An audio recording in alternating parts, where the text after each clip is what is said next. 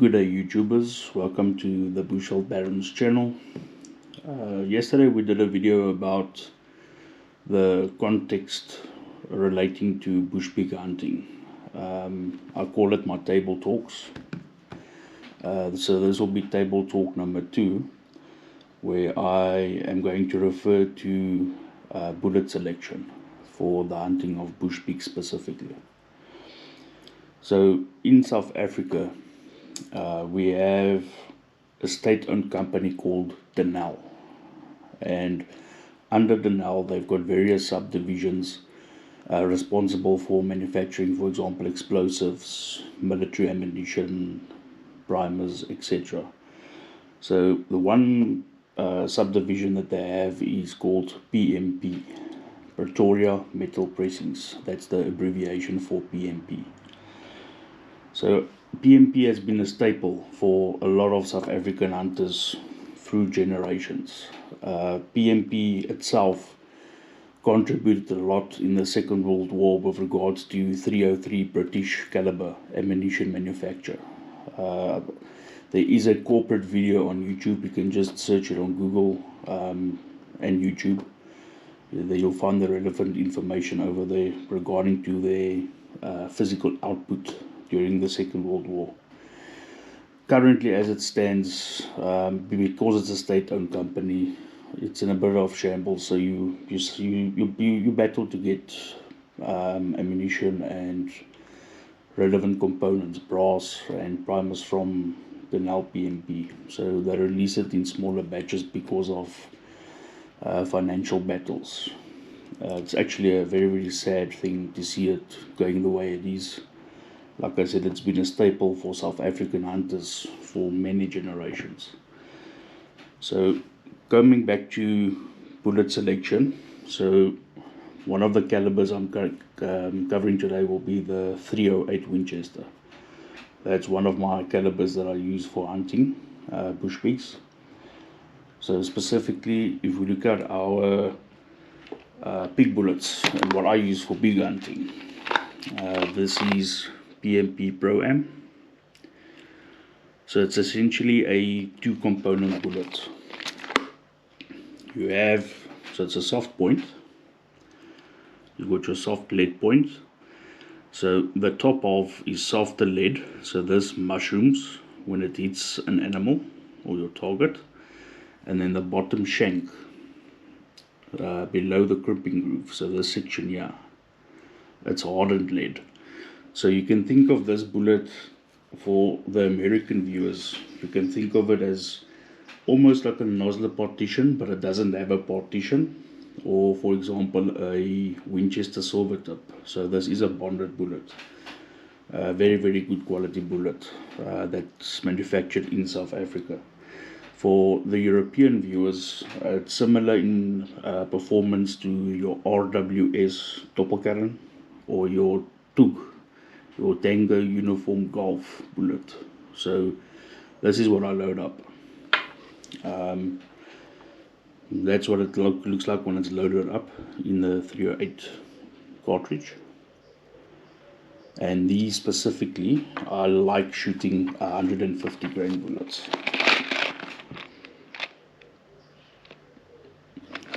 So for my pig hunting, this is my go-to points when they are available.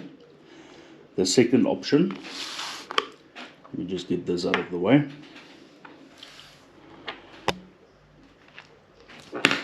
Sallier and below, your soft point cutting edge, also 150 grain. You can go look what the bullet looks like on Google and on the physical Sallier and below website. So there's a lot of information regarding these bullets out there. Why I use these bullets is for the price point. Both the Sallier and below and both the Pro Am, relatively affordable, and for the bulk quantity shooting that we do within the pig hunting environment, this works perfectly. You can obviously shoot heavier bullets. I've got, because I'm part of numerous hunting clubs and organizations, I do trade outs and buyouts of guys that want to get rid of ammunition. Here's an antiquated box of Sarco hammerheads. and this is in 180 grain. I haven't shot these even. I'm actually keeping them as antiques, but they are old, but they will work. One day when I do the benchtop review of my rifle, you'll understand why I use this old ammo and old brass, etc. I'll keep that up for another video. I don't want to divulge the details as yet. So this is, for example, Salco hammerheads. This will work perfectly for a pig and any other even thicker bodied animals like kudus, blue wildebeest, waterbuck, etc. So this is a heavier bullet, but like I said, I don't actually shoot 180 grain bullets. I like the 150s. For the American viewers, here's a box of Winchester Super X's that I traded out, also 180 grain, but yeah, there's not a lot left. There's about 6 bullets. I haven't shot these yet, but these will also work for bushpig hunting specifically.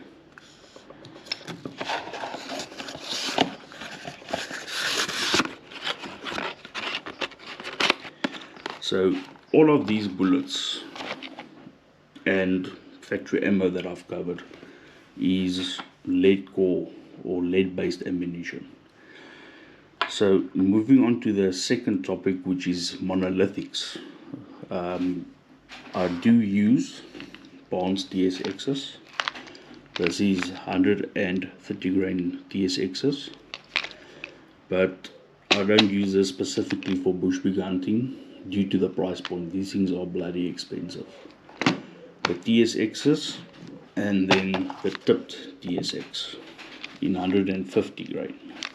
This will also work for bushpig together with the 130 grainers, but like I said, due to the price point, I don't use it for culling and vomiting. It works out way too expensive. I stick to my cheaper local manufactured bullets, and like I say, Salyer and below.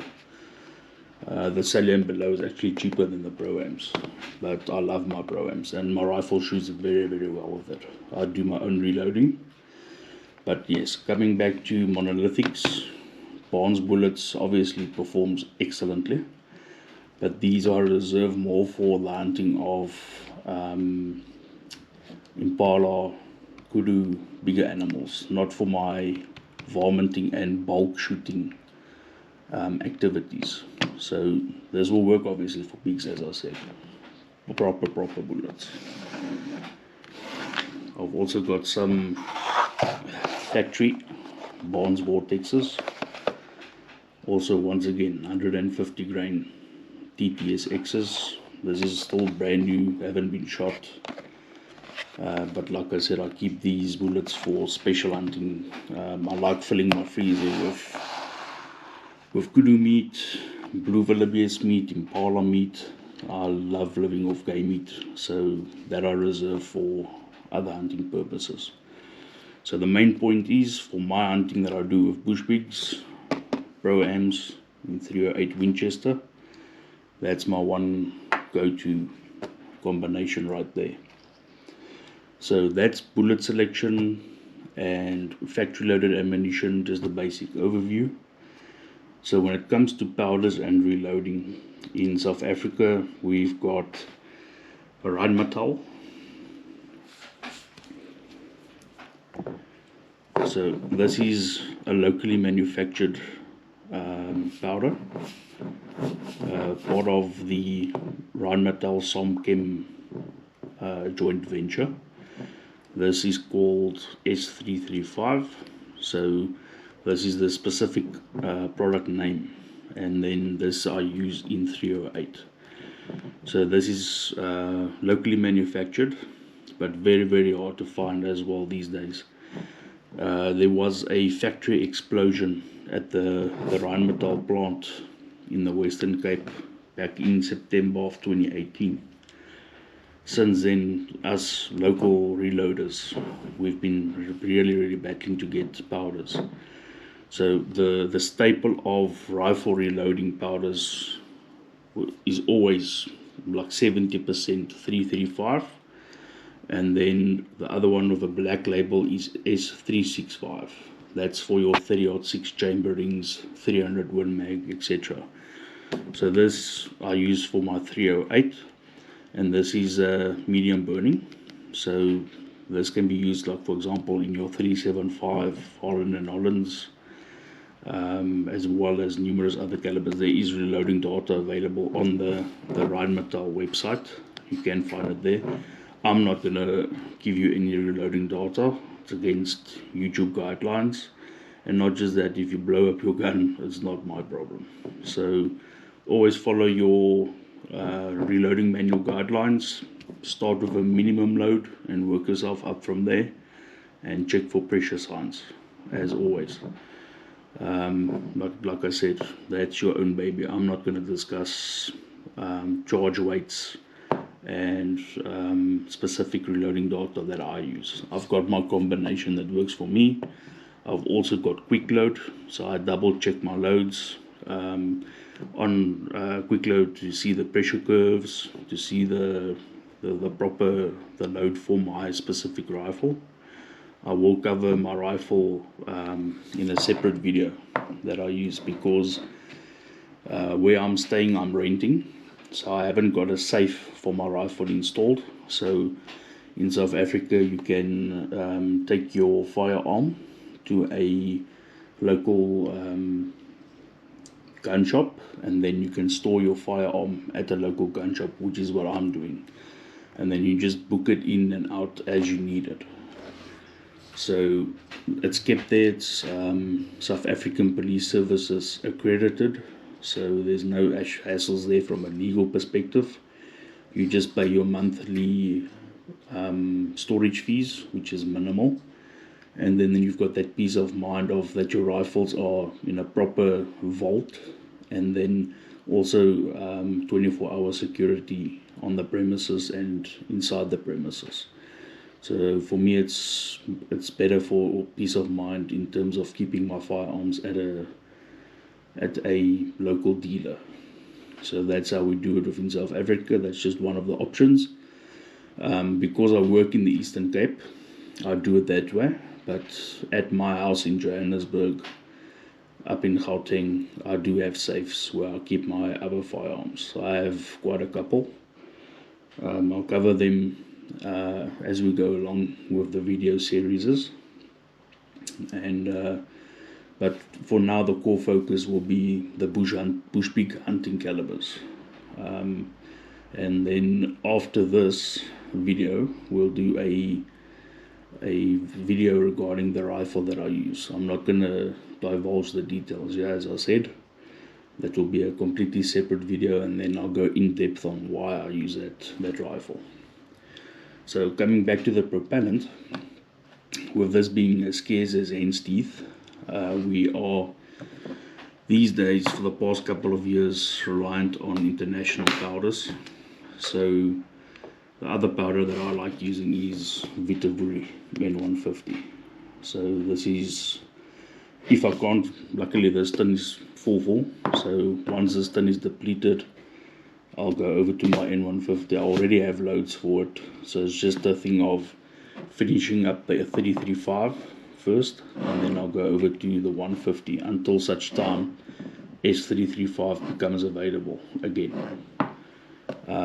But as a South African hunters, we pay vast amounts for these powders, and